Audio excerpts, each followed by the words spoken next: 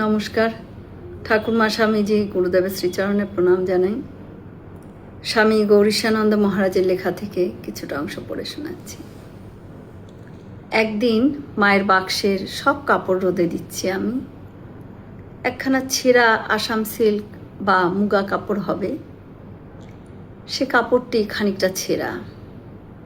তো আমি সেটা দেখে মাকে বললাম, মা গো, এই কাপড়টি ছেঁড়া, কাজে এটা আমি ফেলে দিচ্ছি।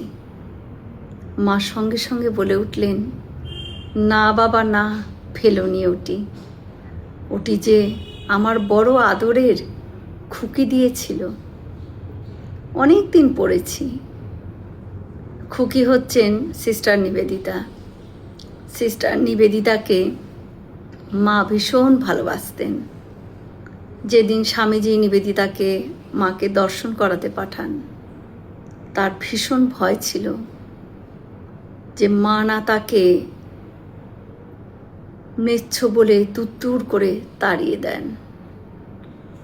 তারপর নিবেদিতাও জানেন না বাংলা, আর মাও জানেন না ইংরেজি।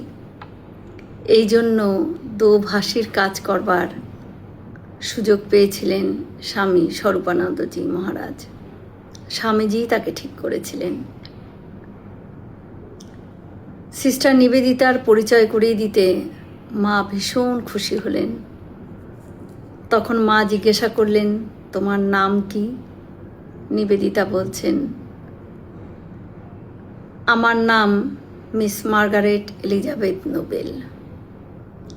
মা বললেন, বাছা, আমি অত বড় নাম ভুলে যাব, মনে রাখতে পারবো না।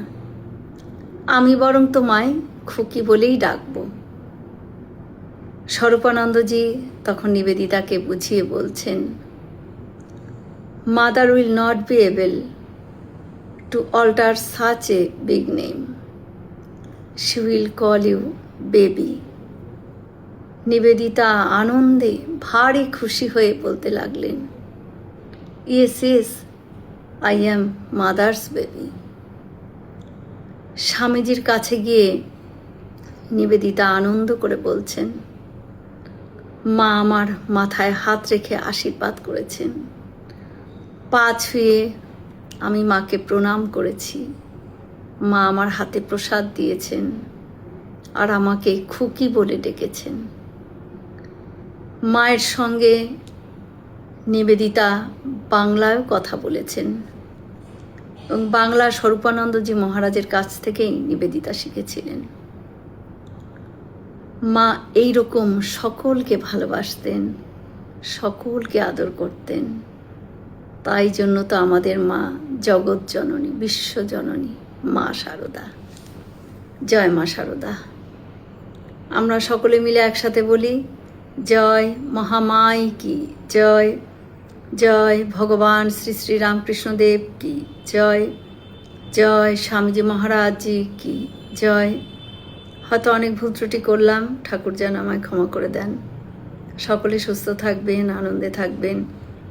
ঠাকুর মায়ের কৃপা দৃষ্টি সকলের উপর বর্ষিত হোক। শুভরাত্রি।